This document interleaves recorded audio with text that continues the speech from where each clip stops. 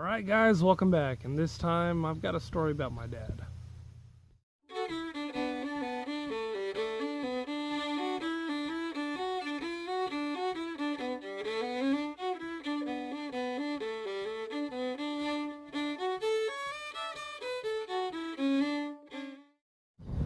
So, a little bit ago, Grizz270, he put up a video, a tribute to his dad, right? And in that video, he told a very loving story about his father, and really, he asked us to tell one about ours, right? And that's what this video is about. I've been waiting for a while to do this video. It's a stupid thing. I mean, it's really stupid. When I was little, when I was about 5 years old, my mom kicked my dad out of the house. My dad was heavy into drugs, so was my mom, really.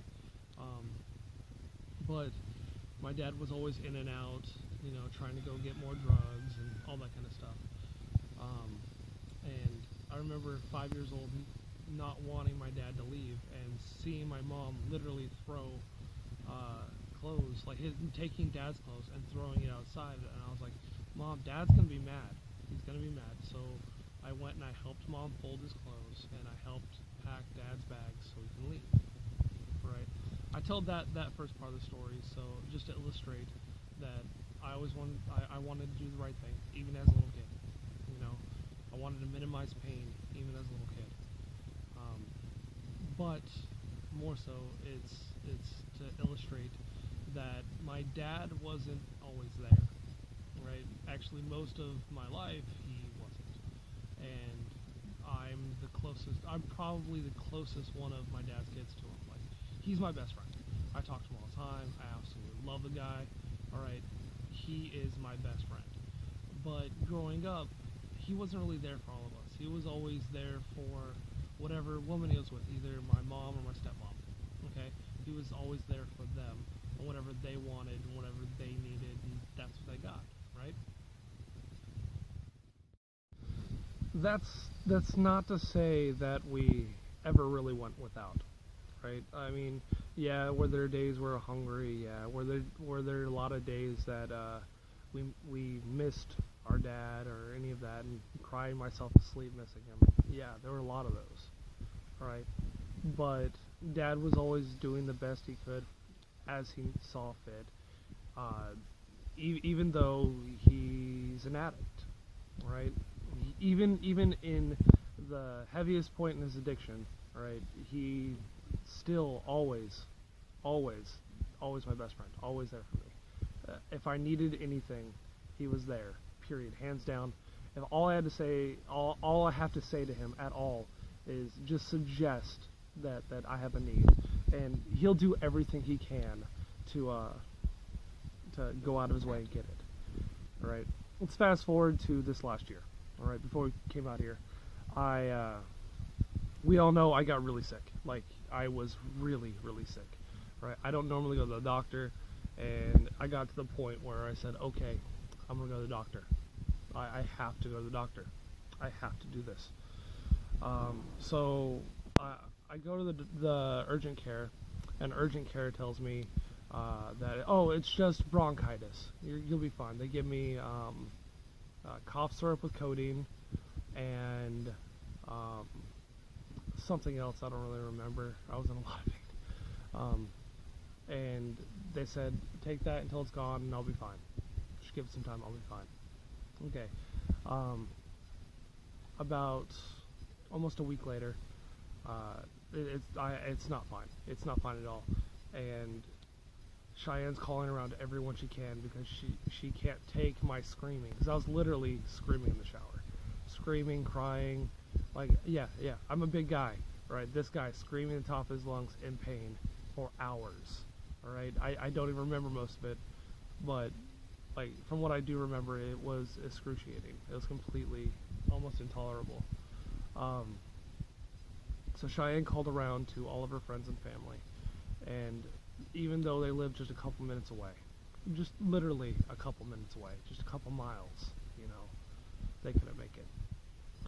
So she called my sister. My sister, having to get up with her child and her husband early the next day and go to the hospital for a doctor's appointment, couldn't come. But she said that my dad can take her car and come get me, take me to the hospital. Right. And frankly, if they didn't do that, I wouldn't have made it. I would have died. Like literally, it was the lot. Like they said, if I waited any longer, I would have died. So he drove. It's an hour one way to come get me, and then he stayed with me in the hospital as long as he possibly could until well after I was admitted, and he eventually left. And it was like literally, it was the last minute that he could stay there, like just right there with me. But that's not the story I want to tell. All right. So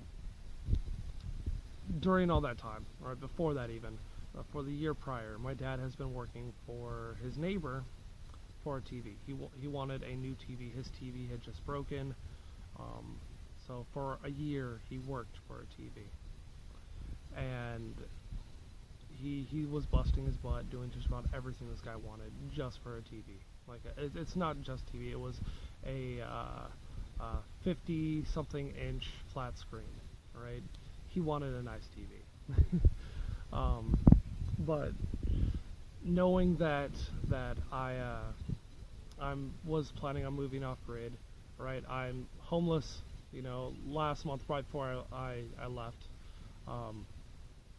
You know, we're homeless, and he knows that we're gonna come here and live off grid. And what does he do? He says to the neighbor, "I don't want you to give me the TV. I want you to give my son that generator." And he gave us a large generator. I mean, this generator's huge. You guys have seen it inside the back of my truck, right? It's inside the kitchen right now.